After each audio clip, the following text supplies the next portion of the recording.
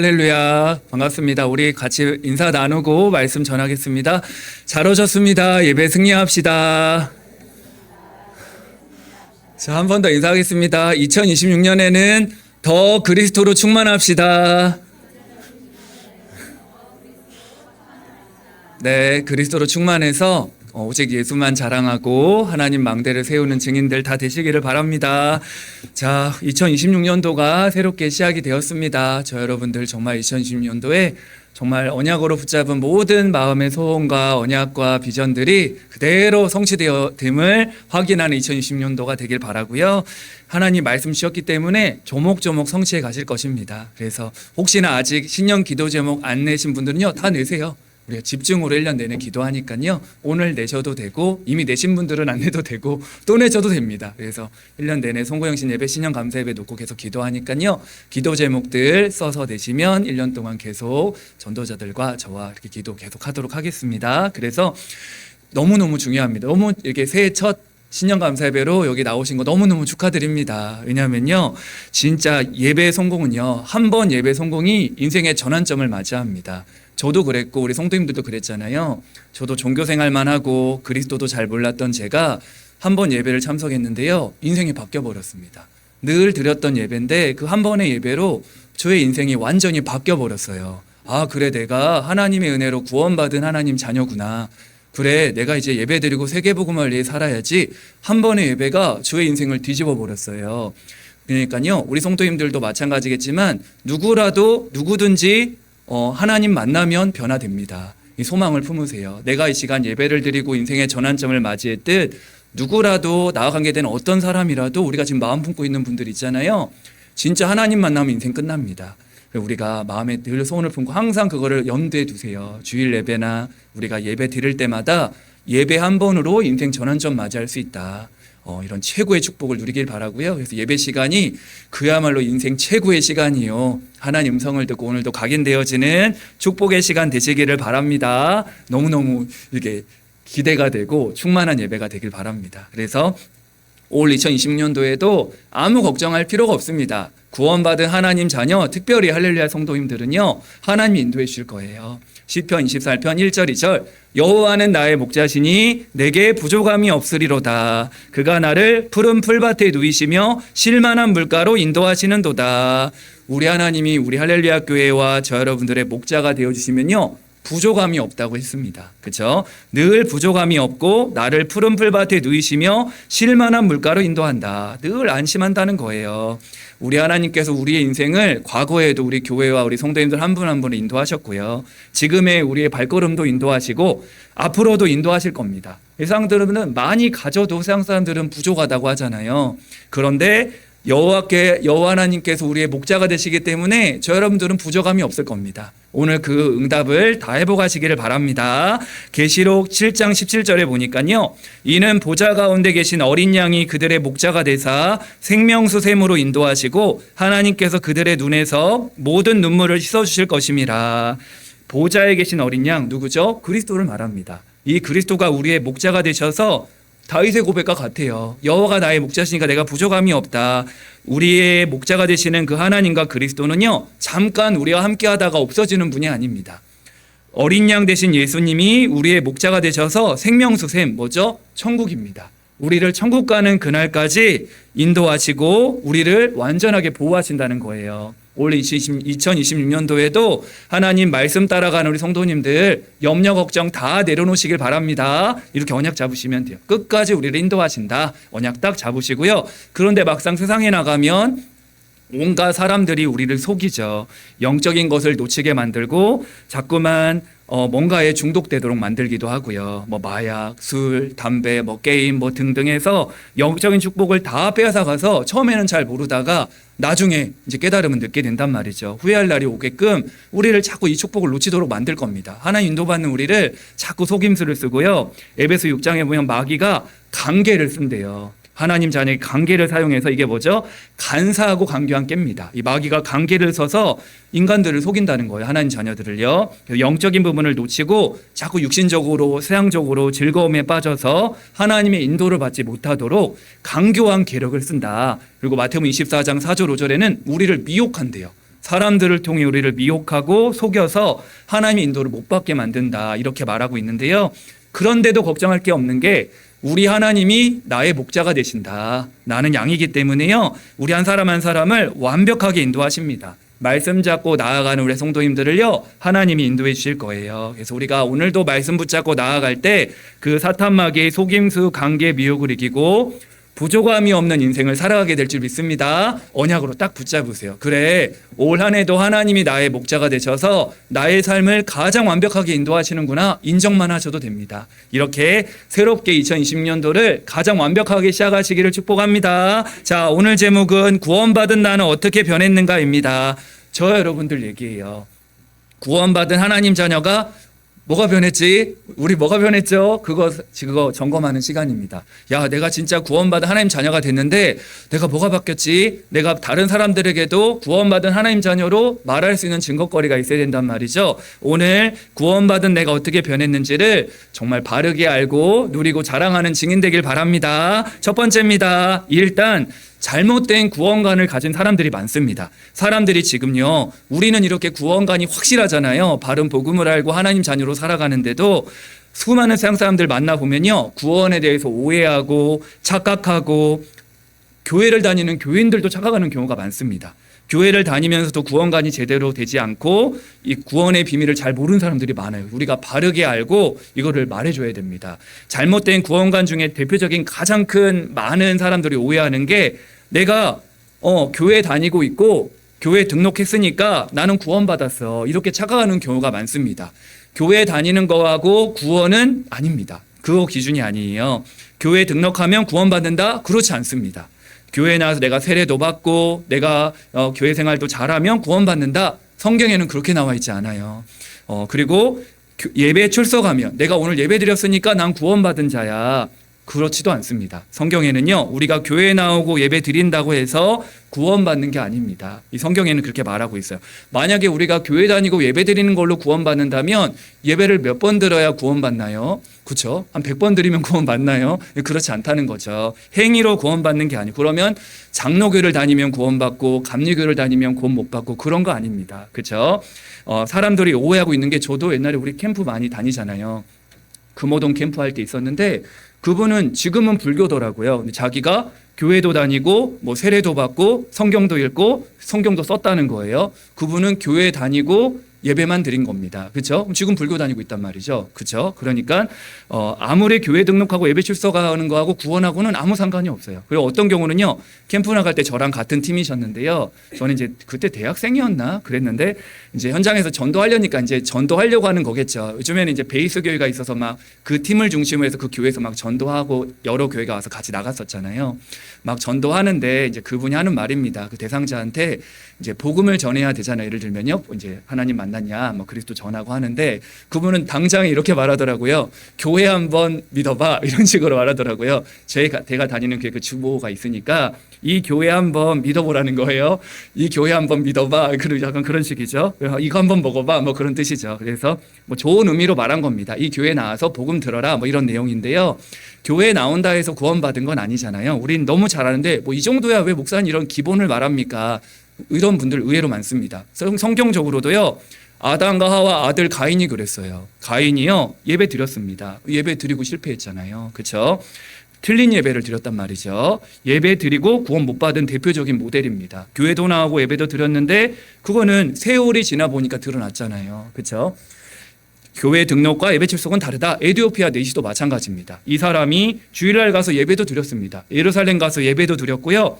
돌아오는 길에는 마찬에서 성경도 읽었어요. 그런데 이 사람이 전혀 구원과는 상관이 없습니다. 그렇죠? 성령의 인도를 받은 빌립이 물어보잖아요. 너가 그 읽은 내용을 깨닫느냐? 그 예수님의 본분이었거든요. 예수님의 그 내용 모른다는 거죠. 그렇죠? 이런 사람들 너무너무 많습니다.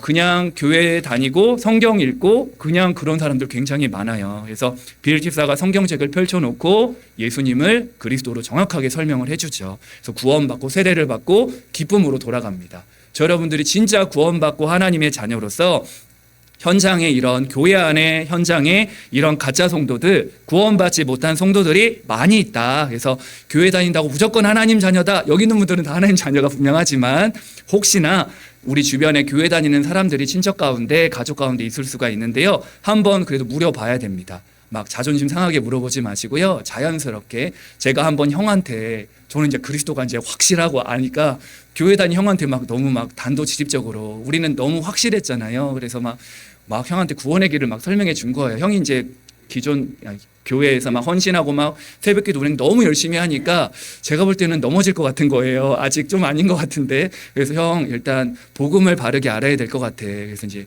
막 나름 구원의 길을 막 설명해 줬단 말이죠. 근데 형이 제가 지금 돌아보니까 자존심이 상했던 것 같아요. 동생이 막 잘 모르는 줄 알았는데 막 복음을 설명하니까 그대로 형이 막 성경 공부를 막 시작하는 거예요. 그 교회에서.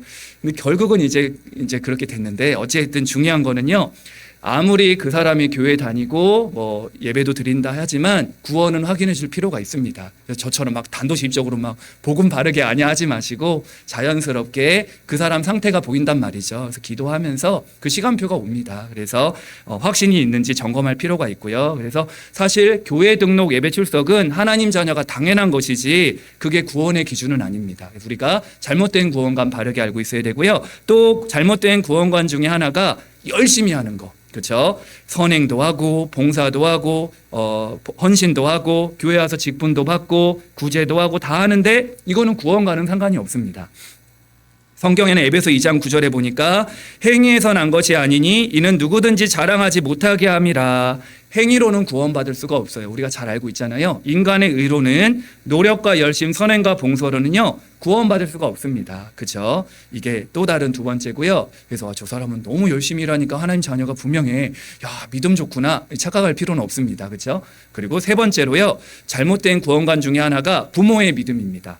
우리 부모님이 믿음이 너무 좋으니까 이 자녀들은 당연히 구원받았을 거야. 부모의 믿음과 자녀의 구원은 별개입니다. 우리가 알고 있죠. 그래서 하지만 부모의 믿음이 좋으면 전달은 됩니다. 이게 디모데의 가정도 그렇고 아브라함의 가정도 보니까 그런 중요한 부모의 기도가 영향력은 있습니다. 하지만 구원과는 상관이 없어요. 그래서 부모의 믿음이 좋으면 내가 구원받는다 틀린 겁니다. 그렇죠? 그래서 부모의 믿음과 나의 구원은 별개입니다. 요한복음 1장 9절에도요.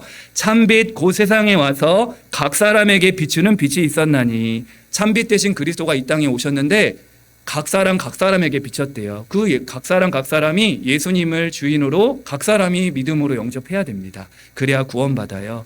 구원은 개인입니다. 각 사람이에요. 아무리 부모님이 믿음이 좋아도 그의 자녀 후대가 직접 예수님을 인격적으로 믿고 영접해야 됩니다. 그게 구원의 조건이에요. 그래서 만약에 인간의 방법, 인간의 행위와 노력과 열심히 구원의 조건이라면 뭐 여러 가지 예를 들면 아까 예배도 얘기했지만 예를 들면 성경책을 100번 읽으면 구원받는다. 우리 성도님들 다 성경 읽을 겁니다. 그렇죠? 1년에 1도 가기도 힘든데 만약에 100도 가면 구원받는다. 다 성경 읽으실 거예요. 그렇죠? 구원받아야 되니까 성경 100도 읽는 방법 너무 쉽죠. 이렇게 하시면 되고요. 막 드라마도 안 보실 거예요. 왜냐하면 구원받아야 되니까 성경 읽어야 되니까. 그렇죠? 왜냐하면 성경 안 읽으면 구원 못 받으니까 성경 읽겠죠. 만약 그게 성경 읽는 게 구원의 조건이라면요. 근데 그렇지 않다는 거예요. 또 우리 교회 진짜 부흥하기 쉬운데 전도 1000명 하면 구원받는다 이러면 목숨 걸고 전도할 겁니다. 왜냐하면 다 구원받아야 되니까. 그렇죠? 진짜 그런데 그런 하늘나라에는 그런 프로그램이 없습니다. 너 전도해야 구원받는다 그런 거 없어요. 그렇죠? 틀린 거고요. 예를 들면 헌금을 한 10억 정도 하면 구원받는다. 그러면 뭐 저는 절대 구원 못 받습니다. 그렇죠?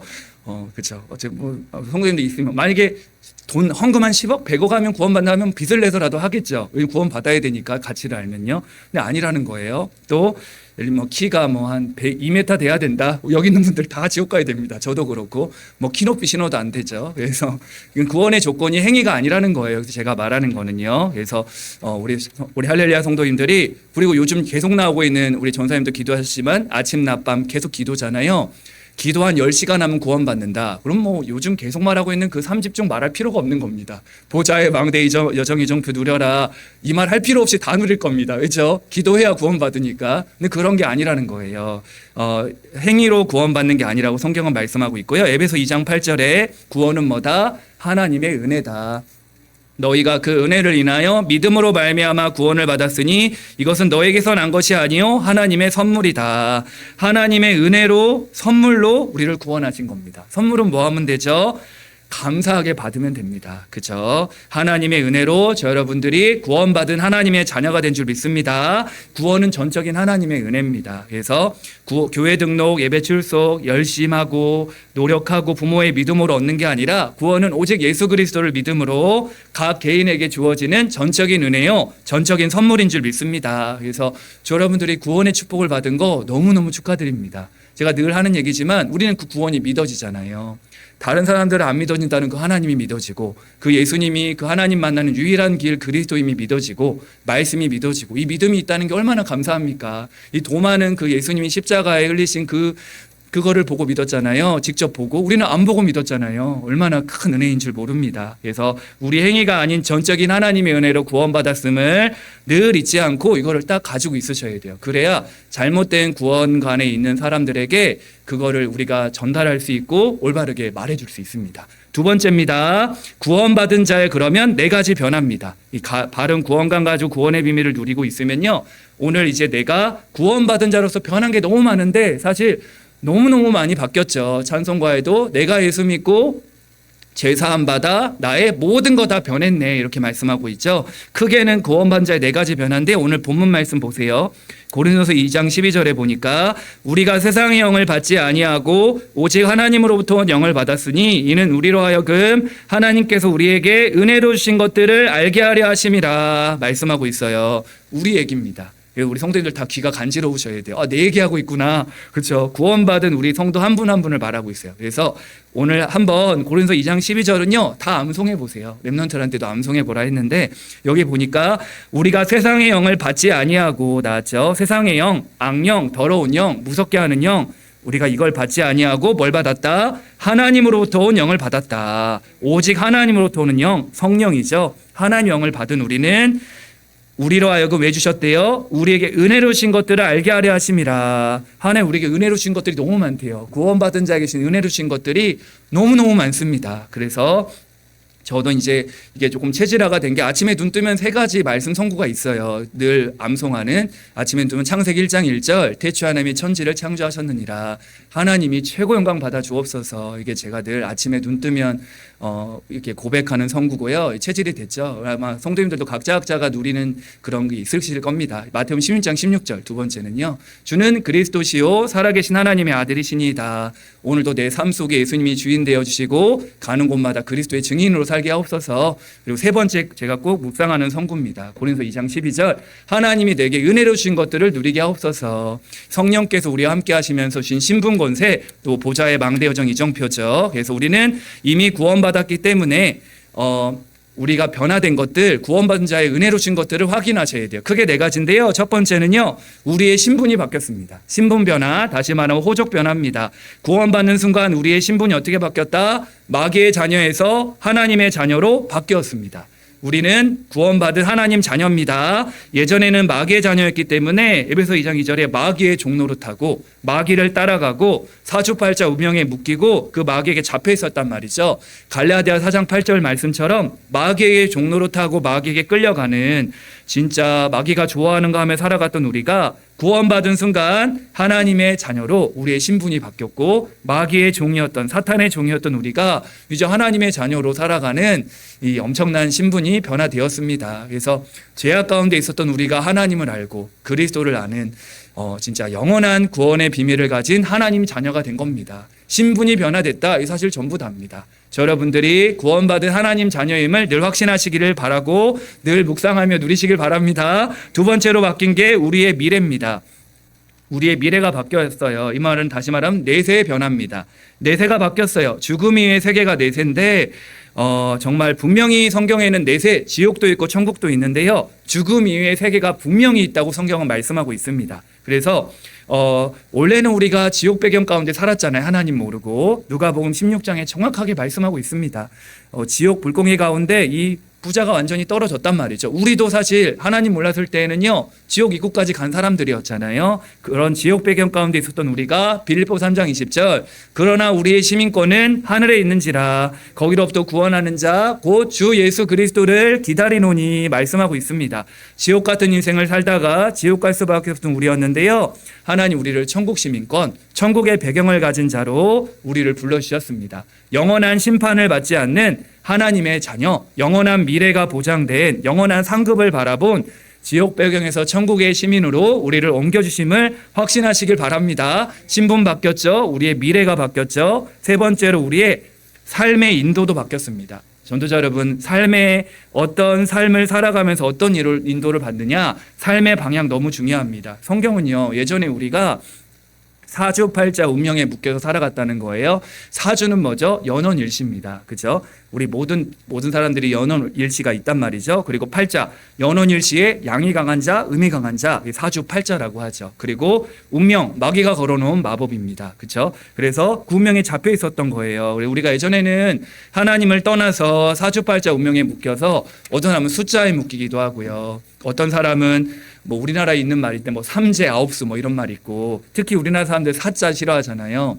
저는 그냥 어릴 때부터 3자가 좋더라고요. 성도님들 어떤 숫자 좋아합니까? 아무 상관없습니다. 그렇죠? 그리고 손 있는 날, 손 없는 날, 이런 거 따지고요. 방향에 묶이고, 그렇죠? 자꾸 조상의 묘 이런 것도 따지고요. 토종 비결, 풍수지리, 수맥 따지고, 우린 그럴 필요 없습니다. 그렇죠? 뭔가 미신, 징크스 이런 거하고도 우린 상관없는 인생이 돼요. 예전에 그랬다는 거예요. 요즘 올해는 말띠잖아요. 그렇죠? 우리 사모 말띠인데 그래서 아무 상관없습니다. 그렇죠? 우리는 예수 그리스도 띠니까 보혈의 띠 아무 상관없습니다. 띠 따라갈 필요도 없고요. 음식도 옛날에 함부로 먹지 못하고 꿈 따라가고 사람의 말 따라 그러겠는데, 예전에 우리 그랬단 말이에요. 우리 삶의 방향이요. 하지만 우리 삶의 방향이 이제 확실합니다. 시편 119편 105절, 주의 말씀은 내 발의 등이요 내 길의 빛이니이다. 여러분, 하나님 자녀는 말씀 인도받으면 가장 안전합니다. 그렇죠? 잠언서 1장 33절에도요. 오직 내 말을 듣는 자는 평안히 살며 재앙의 두려움이 없이 안전하리라 말씀하고 있습니다. 하나님의 말씀을 가까이 두면 안전하다.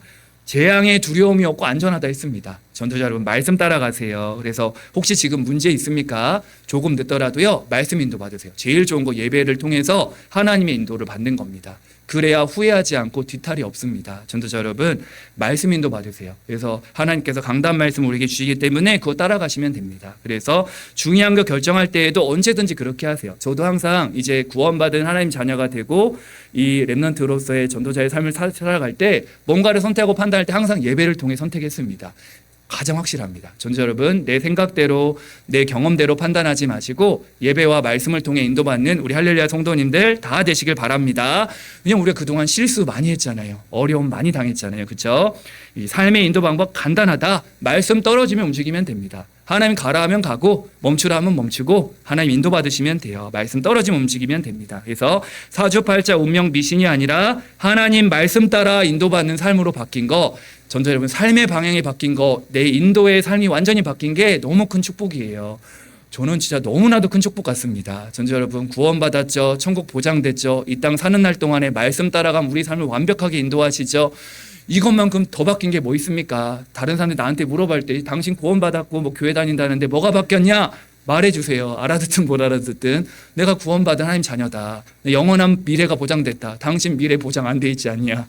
그래서 아무튼 우리 성도님들 날마다 이 변화된 축복 누리게 되길 바라고요. 또 하나 더 있는데, 4가지 변화 중에 4번째인데요. 문제 해결 방법이 달라졌습니다. 응답이 달라진 거죠. 옛날에는 문제 해결 어떻게 했죠?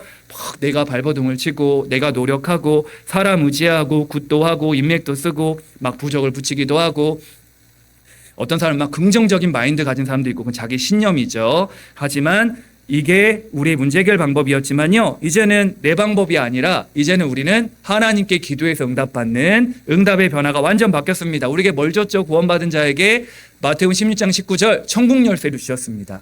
네가 이 열쇠를 가지고 무엇인지 열면 열린다는 거예요. 이거 가지고 닫으면 무엇인지 닫을 수 있다는 겁니다. 전도자 여러분, 기도로 해결하시길 바랍니다. 기도로 승부 거는 거예요. 기도를 가지고 응답받고 모든 거 기도로 해결받는 응답의 방법이 완전 바뀌어버렸습니다. 그래서 기도라 해서 우리가 소리를 내서 하는 것도 기도지만요, 제가 많이 강조하잖아요. 심은 대로 응답받는다 했잖아요. 우리가 무엇을 심는 대로 우리가 믿음의 고백을 하면요, 그 응답됩니다. 하나님의 자녀가요, 내 귀에 들린 대로 내가 행할 것이다. 우리의 평상시에 말만 바꿔도 응답이 바뀔 겁니다. 전도자 여러분, 이런저런 문제 어려움이 올 때 내 방법이 아니라 하나님 앞에서도 그 자체가 기도가 되기 때문에 하나님께서 완벽하게 우리를 인도받는 삶으로 바꿔주실 거예요. 그래서 믿음의 기도와 믿음의 고백과 기도로 응답받는 삶으로 우리가 바뀌었습니다. 그래서 하나님 자녀는 제가 많이 얘기하잖아요. 노는 물이 다릅니다. 격이 다르고 수준이 달라요. 우리가 무슨 세상에 그런 거 따라갈 필요 없을 만큼 우리는 다 가진 자인데 절대 상의 것을 가지고 부럽거나 속지 않게 되길 바랍니다. 하나님 자녀로 변화된 신분으로 나는 구별된 자다. 그리고 나는 변화된 삶을 날마다 살아가는 전도자다 고백하게 되시기를 축복하며 이 네 가지만이 아니라 너무 무궁무진한데요. 이게 근본인 겁니다. 이거 놓치면 싹 다 놓치게 되니까 이거 놓치면 자꾸 부족하게 느끼는 거예요. 내가 구원받은 하나님의 자녀로 영원한 배경 가진 자로 말씀과 기도의 인도를 받지 않다 보면요. 자꾸 갈급합니다. 다른 거 찾아야 되고 다른 거 자꾸 의지해야 돼요. 하지만 이걸로 충분하다 보면요. 하나님 인도받으면요. 진짜 내가 부족함이 없구나. 야, 내가 이렇게 어마어마한 큰 축복을 받았네. 하나님 앞에 모든 구원받은 자의 축복을 다 회복하시기를 바랍니다. 세 번째입니다. 그렇다면 구원받은 자가 세워야 될 세 가지 망대입니다. 이게 올 한 해 우리에게 주는 원단 말씀이에요. 다 알고 계시겠지만 올 한 해 우리 할렐루야 교회 영적 주소가 하나님 나라의 망대를 세우는 교회입니다. 여러분들이 올 한 해 하나님의 망대를 가는 곳마다 세우게 될 거예요. 그래서 구원받은 자가 세워야 할 망대 세 가지가 있습니다. 올 한 해는요. 이 망대 세 가지만 다 세우는 주역들 다 되시길 바랍니다. 왜죠? 하나님이 응답하시겠다고 했기 때문에 이 말씀 그대로 아멘하고 순종해 보세요. 그러면 올 한 해 지나다 보면 세 가지 망대가 딱 세워져 있을 것입니다. 첫 번째로 어떤 망대를 세우자 했죠? 복음의 망대입니다. 어레 성도님들 오직 복음의 망대를 세우게 되시길 바랍니다. 성경 66권은요. 복음을 말하고 있지 않고 오직 복음을 말하고 있다 했잖아요. 오직 복음의 망대를 세우는 최고의 방법은 예배 성공입니다. 왜냐하면 이사야 43장 21절에 하나님께서 저와 여러분들을 하나님을 위해 지으셨고요. 예배 드려야 가장 인간답고 우리를 창조하신 목적이 여호와를 창조하기 위해서다. 전자 여러분, 내가 예배 성공하고 있으면요, 어느 순간 복음의 망대가 자동으로 딱 세워져 있음을 확인하게 될 거예요. 이 일에 증인돼 보시길 바랍니다. 하나님은 누구를 찾으시죠? 훌륭한 사람, 똑똑한 사람, 잘난 사람, 막 전도 잘하는 사람 아닙니다. 하나님이 찾는 사람은 예배자입니다. 여러분들 올 한 해 예배자로 서세요. 그래서 매일 매순간 예배자, 이 말은 하나님 앞에 서는 것입니다. 올 한 해 우리의 모든 삶이 하나님 앞에 최고 영광 돌리기를 원합니다. 그래서 우리가 주일날도 하나님께 예배 드리지만 더 중요한 우리 평일 삶이거든요. 그래서 우리의 삶이 완전 예배가 되도록 주일 하나님 주시는 그 힘을 가지고 평일날 우리의 삶 속에 예배가 되어지는 증인 되시길 바랍니다. 그래서 로마서 12장은 이렇게 말하죠. 너희는 이 세대를 본받지 말고 오직 마음을 새롭게 함으로 변화를 받아 하나님의 선하시고 기뻐하시고 온전하신 뜻이 무엇인지 분별하도록 하라. 하나님이 기뻐하시는 거 산제사라고 했어요. 나 자신 하나님께 드리는 겁니다. 오늘 예배 시간 다른 생각, 다른 사람 바라보지 마시고 나를 하나님께 드리는 산제사, 산제물로 드리는 예배 되시기를 바랍니다. 복음의 망대를 세우는 가장 좋은 방법, 예배 성공입니다. 2020년도에도 우리 성도님들 많은 계획을 세우셨을 거예요. 가정적으로도 현장적으로도 개인적으로도요. 늘 하는 얘기지만 예배를 1순위로 정말 계획을 세워보세요. 진짜 하나님 제일 기뻐하시는 계획입니다. 그래서 올 한 해 예배 성공하기 위해서요. 도전해보세요. 가정 예배 한번 도전해보세요. 전자 여러분. 이 가정 예배가 쉽지가 않은데 한번 도전해보시길 바랍니다. 일주일에 한 번이어도 좋고요. 매일 해도 좋고요. 한 달에 한 번, 월상 예배라고도 하죠. 모여서도 하지만 가정의 가문의 예배를 한번 해보게 보세요. 저는 이걸 진짜 추천하고 꼭 실천했으면 좋겠습니다. 이런 증인들 나왔으면 좋겠습니다. 분명히 신명기 6장 7절에 먼저 하나님의 말씀을 네가 먼저 각인시키고 이걸 너희 후대들에게 부지런히 가르쳐라. 이렇게 말씀하고 있죠. 가정 예배를 통해 언약이 함께 전달되어지고 함께 누리고 이거는 같이 붙잡아서 이 언약을요. 우리 시편 78편 4절을 잡고 한번 가문 예배 드려보세요. 우리 같이 한번 찾아보겠습니다. 시편 78편 4절. 가문 예배를 하다가 이 성구를 찾게 됐는데요. 우리 성도님들 다 언약으로 붙잡고 올 한 해 가정과 가문 예배 한번 시작해 보시길 바랍니다. 시편 78편 4절. 자, 우리 함께 시편 78편 4절인데요. 우리 같이 함께 읽어보겠습니다. 우리가 이를 그들의 자손에게 숨기지 아니하고 여호와의 영예와 그의 능력과 그가 행하신 기이한 사적을 후대에 전하리로다. 아멘. 말씀하고 있죠. 4절에 우리가 이를 그들의 자손에게 숨기지 않는다. 우리가 받은 그 하나님의 역사, 하나님의 능력, 이 참된 오직 복음을요, 자손들에게 숨기지 아니하고 여호와 영예, 이건 뭐냐면요, 하나님이 누구인지를, 그 하나님의 인격과 그 하나님을 바르게 전달하고 그의 능력, 하나님의 능력과 그 행하신 기이한 사적, 우리가 실제 하나님을 체험한 것들, 복음의 능력들을 후대에게 전하리로다. 제일 좋은 방법이요, 주일날 말씀 받고 받은 말씀을 같이 확인하고 포럼만 해줘도 됩니다. 순서로 한번 꼭 우리 후대들뿐만이 아니라 가정예배 시작해 보세요. 아유, 가정예배 드릴 사람이 없는데요, 혼자 시작해 보세요. 저는 요즘 이제 매일 어머님하고 그게 기도하면서 그걸 전 예배라고 생각하거든요. 전화 통화하면서. 성도님들도 꼭 시작해 보세요. 꼭 우리가 함께 모여서 예배하는 것도 예배지만요, 다양한 방법으로 예배할 수 있습니다. 여러분들 예배 도전할 때 꼭 가문, 가정 예배에 성공해 보세요. 연약자가 우리가 받은 은혜 너무 크잖아요. 이 복음의 축복이, 하나님의 능력과 살아계심이 온 우리 가문과 후대들에게 이어질 수 있도록 시편 18편 4절의 언약을 잡고 올 한 해 예배 성공의 망대를 딱 세워보시길 바랍니다. 그리고 또 도전해야 될 게 가문 예배만큼 예배에도 도전해 보세요. 저는 이제 교육자로서도 하는 말이지만 진짜 공예배에 도전하셔야 됩니다. 그리고 각자가 드리는 예배 꼭 회복하세요. 그래서 제가 이제 대학 사역을 하니까 동부 지역에 시스템이 있는 대학은 이제 제가 세워놓고 빠져나, 외대나 이런 데는 이제 다른 교수님들이랑 세웠고요. 아직 사역자가 없는 곳이 이제 숭의여자대학교, 뭐 장신대, 동국대는 또 이번 일로 좀 나가버려가지고 제가 이제 하게 됐는데요. 거기도 교수님이 계셔가지고 이제 또 세우게 되고, 제가 지금 말하고자 하는 대학은 숭의여자대학교인데요. 여기도 아직 제자가 확실히 세워지지 않아서 들어가는데, 거기에 이제 사랑교회 랩런트가 한 명 있는 거예요. 이제 그 랩런트가 이렇게 고백하는 거예요. 시스템하다가 이렇게 예배 드리다가 자기가 올 한 해 3가지를 도전했다는 거예요. 마지막 쯤에서 이제 그런 고백을 하더라고요. 제가 3가지를 올 한 해 자기가 결단을 했는데, 첫 번째는 강의 후에 꼭 복습하는 거, 목사님 이걸 도전했습니다. 그리고 하나 더는 기억이 안 나고요. 다른 하나는 내가 꼭 수요예배 금요예배를 간다. 이 3가지를 했는데 다 실패했는데 하나만 성공했다는 거예요. 뭐 성공했냐 그랬더니 수요예배 금요예배 가는 거 성공했다는 거예요. 내가 너무 잘했다. 그래서 너 반드시 성공할 거다. 이렇게 뭐 얘기했는데, 네, 아무튼 뭐 작은 얘기지만 하나님이 그게 작은 거지만 이 랩넌트가 예배에 성공하겠다는 그 중심을 가지고 도전한 거란 말이죠. 이 성도님들, 진짜 복음의 망대는요, 다른 왕도가 없습니다. 우리 하례 성도님들이요, 오직 복음의 망대, 방법 중에 방법이 예배 성공이에요. 그래서 예배 성공하면 오직 복음의 망대는 사실 자동으로 세워집니다. 제가 증인입니다. 제가 이제 복음을 알고요, 이 예배 속으로 들어오니까 자연스럽게 복음의 망대가 세워졌어요. 저 여러분들 아마 다 아실 겁니다. 그래서 복음의 망대를 세우는 우리 할렐루야 성도님들, 예배 성공하며 든든한 망대를 세우게 되시길 바랍니다. 두 번째 우리가 세워야 할 망대는 기도의 망대입니다. 기도의 망대를 세우기 위해서는요, 복음의 망대는 꼭 예배 성공하자 했잖아요. 기도의 망대를 위해서는 꼭 하나 회복해야 될 게 있는데, 그게 바로 홀로 다락방입니다. 전자 여러분, 진짜 다락방 시작하시길 바랍니다. 홀로 다락방이에요. 예를 들면 아브라함입니다. 아브라함이 처음에는요, 그런 생각이 없었어요. 내 생각, 내 주장, 내 욕심이 이렇게 가득 찼었는데요, 하나님 앞에 서게 된 겁니다. 창세기 13장 14절에 보면 롯이 아브라함을 떠난 후에 자기 욕심, 자기 야망, 자기 계산, 자기 생각 다 내려놓고 여호와를 위하여 단을 쌓았단 말이죠. 홀로 다락방 시작한 겁니다. 이 홀로 다락방을 한다는 거는요, 내가 하나님 앞에 선다는 거란 말이죠. 전도자 여러분, 기도의 망대를 세우는 최고의 방법, 홀로 다락방 회복하는 것입니다. 다니엘을 한 명 더 예를 들게요. 다니엘은 포로였는데 알다시피 포로로 끌려갔단 말이죠. 바벨론 나라에. 그때 뜻을 정한 겁니다. 그렇죠? 기도의 망대를 세웠단 말이에요. 어느 정도 뜻을 정했죠? 나는 하루 3번 여호와 하나님을 향하여 기도할 것이다. 홀로 다락방 결단했단 말이죠.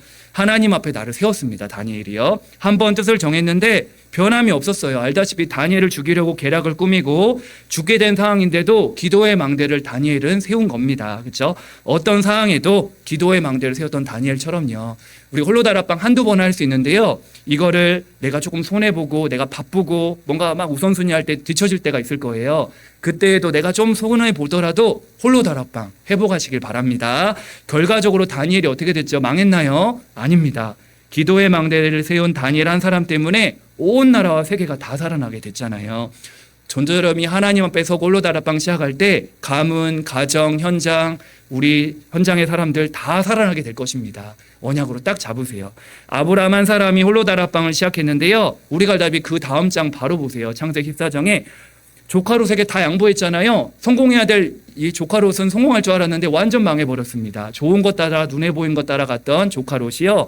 완전 망해버려서 붙잡혀갔잖아요. 그때 기도의 망대를 세운 아브라함이 어떻게 했죠? 창세기 14장 14절에 보니까 집에서 길리고 훈련된 자 318명. 집에서 이런 군인들 제자들을 데리고 조카 롯을 데리고 옵니다. 이 말은 뭐죠? 아브라함 가정이 한 나라를 이겼어요. 어마어마한 축복을 받았죠. 한 나라와의 전쟁에서 승리할 만큼 하나님이 아브라함을 축복하셨습니다. 모든 것 빼앗겼던 재물, 조카 롯, 그의 재물들, 부녀와 친척을 다 찾아왔대요. 전도 여러분, 하나님 앞에 홀로 다락방 시작해 보세요. 다 회복되게 될 것입니다. 우리 인생이 하나님 앞에 서면 인생 끝나거든요. 그래서 기도의 망대를 세운 한 사람이 되기를 축복합니다. 그래서 우리 한 사람 때문에 홀로 다락방을 회복한 우리 할렐루야 성도님들 한 사람 때문에 모든 것이 다 살아나고 회복되어지는 기도의 망대를 세우면요, 교회가 살아납니다. 그래서 첫 번째 복음의 망대는 나 개인을 위한 것이고 뭐 전 세계를 위한 것이지만요, 기도의 망대는 사실 교회입니다. 전도여러분이 홀로 다락방 시작하면 교회가 삽니다. 작은 거지만요, 올해 회복하시기를 바랍니다. 어디서든지 홀로 다락방 개인 예배에 승리하시길 바라고요. 세 번째 우리가 세워야 할 망대 뭐죠? 현장의 망대입니다. 복음의 망대, 기도의 망대를 세운 자들이 이제 함께 하나 되어서 곳곳마다 어둠에 빠진 자들에게 빛을 비추는 빛의 망대를 세우는 거예요. 예수님이 그렇게 하셨습니다. 예수님께서 마태복음 8장 14절 17절에도 베드로의 장모가 열병을 앓아 누울 때에도 직접 가셨어요. 직접 찾아가셔서 현장으로 가셔서 치유하시고 말씀도 전해주시고 빛을 비추셨습니다. 여러분들 그렇게 될 겁니다. 내가 복음의 망대를 세우고 홀로 다락방 기도의 망대 세우고 있으면요, 가는 곳곳에 다 빛을 비추게 될 겁니다. 사실 나는 빛을 비추러 간 것도 아닌데 그냥 우리의 발걸음 자체가 그런 역사가 일어날 거예요. 예수님이 가는 곳마다 직접 현장으로 들어가서 빛의 망대를 세웠단 말이죠.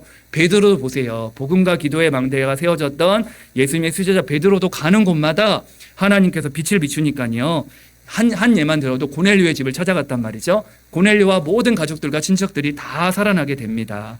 이걸 누구만 알죠? 그 현장에 참석한 사람들은 압니다. 우리 같이 오늘도 복음과 기도의 망대를 세운 우리가 가는 곳마다 빛을 비추게 될 때 모든 어둠에 빠진 자들이 살아나게 되고 회복되어지는 올 한 해 망대 운동이 일어날 줄 믿습니다. 현장에 빛을 비추어 이제 곳곳에 망대를 세울 거예요. 이런 복음의 비밀을 가진, 기도의 비밀을 가진 자들이 현장 곳곳에 들어갈 때 나와 같은 또 다른 망대들이 일어날 겁니다. 이 사실을 알았던 다윗은요, 이스라엘 전역에 1,000군데 망대를 세웠대요.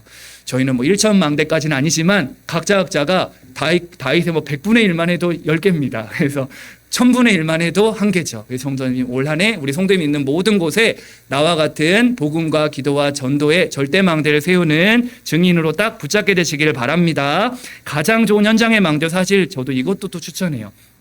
역대상 13장 13절 14절에 보면 현장에 하나님 나라의 망대를 세운 대표적인 모델 한 사람만 예를 들면요, 오베레돔입니다. 좀 이렇게 이름을 들어봤을 수도 있고 안 들어봤을 수도 있는데요, 자기 가정과 가문에 망대를 세운 거예요. 그래서 알다시피 다윗이 언약궤를 옮기기 전에, 자기 성에 옮기기 전에 오베레돔의 좀 3개월 동안 이 언약궤를 모셨단 말이죠. 알다시피 오베레돔의 그 가문의 가정에 하나님이 축복하시는데요, 그냥 그 축복을 몰아가졌습니다. 그렇죠? 우리가 빛을 비춘 그 망대를 세웠는데요, 여러분 우리 성도님들의 가정 가문에 언약궤를 다 모셔오길 바랍니다. 우리가 받은 이 복음과 기도의 축복이 우리 가문에, 이 축복 우리 현장 중에 현장 우리 가문 아닙니까? 이 가문에 딱 언약궤를 가져오시고요, 이 가문에 하나님 나라의 망대가 딱 세워지면요, 나와 같은 이 축복을 다른 모든 현장에도 세워지는 그런 그림을 꿈꾸게 될 거예요.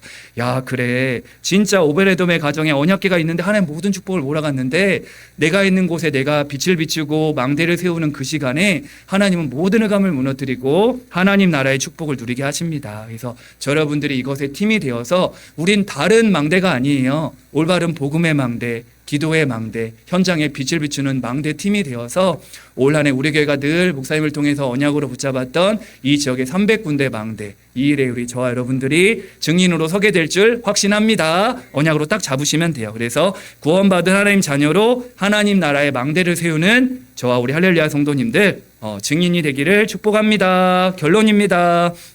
오늘 고린도전서 2장 12절을 아까 암송해 보자 했잖아요. 이게 결론에 우리에게 준 미션입니다. 다시 읽어보겠습니다. 우리가 세상의 영을 받지 아니하고 오직 하나님으로부터 온 영을 받았으니 이는 우리로 하여금 하나님께서 우리에게 은혜로 주신 것들을 알게 하려 하심이라 말씀하고 있습니다. 우리에게 은혜로 주신 것들 다 회복하세요. 아 그래, 나에게 아까 구원받은 자의 4가지 변화도 주신 것이고 3가지 망대를 세우는 것도 다 은혜로 주신 거 회복해야 됩니다. 이게 원래 우리에게 다 주신 거예요.